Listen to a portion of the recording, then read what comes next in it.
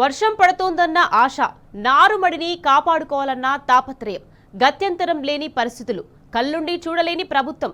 ఏం చేయాలో దిక్కుతోచగా ట్యాంకర్లతో నారుమడిని కాపాడుకుంటున్నాడు రైతు. కాంగ్రెస్ తెచ్చిన కరువును జయించేందుకు మహబూబాబాద్ జిల్లా గంధంపల్లిలో ఓ రైతు అపర భగీరథ ప్రయత్నం చేస్తున్నాడు.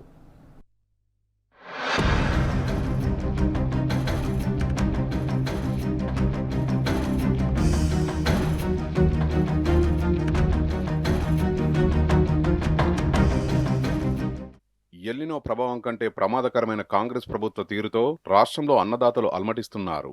కనిపించని కరువు తాండవిస్తోంది. వర్షాలు ముఖం చాటేయడంతో వ్యవసాయం భారమైంది. అందిన కాడికి అప్పులు చేసి పోసిన నార్మళ్లను కాపాడుకునేందుకు రైతులు అష్టకష్టాలు పడుతున్నారు. ఈ దృశ్యం మహబూబాబాద్ జిల్లా బయ్యారం మండలం గంధంపల్లి గ్రామంలోనిది. కాంగ్రెస్ తెచ్చిన కరువును జయించేందుకు బూక్య కిషన్ అనే రైతు అపర భగీరథ ప్రయత్నం చేస్తున్నాడు. వానలు లేక ఎండిపోతున్న నారుమడికి ట్యాంకర్లతో నీటిని పోసి బతికించుకుంటున్నాడు.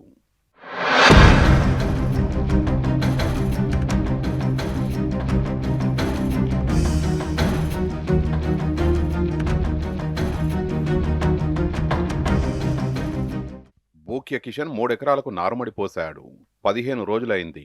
పైరు పచ్చగా కనిపిస్తోంది. కానీ వానలు ముఖం చాటేయడంతో నారు ప్రమాదంలో పడింది. ఏం చేయాలో దిక్కుతోచక డబ్బులు పెట్టి నీటిని కొనుగోలు చేస్తున్నాడు. ట్యాంకర్లు కొనుక్కొచ్చి నీటి తడులు ఇస్తున్నాడు. ఇవాళ కాకపోతే రేపు, రేపు కాకపోతే మరో రోజు వర్షం పడకపోతుందా అన్న ఆశతో డబ్బులు పెట్టి నీళ్ల ట్యాంకర్లు కొంటున్నాడు.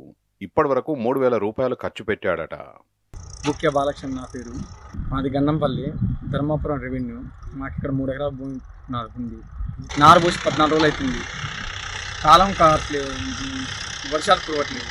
అందువల్ల ట్యాంకర్లు తెచ్చి నారు కాపాడుకుంటే రేపు ఫ్యూచర్లో వర్షాలు పడితే అప్పుడు నాటేసుకోవడానికి ఈ నారు ఉపయోగపడుతుంది. ఇవాళ నారు తెచ్చిపోయింది అనుకో, మళ్ళీ నారు దొరకదు.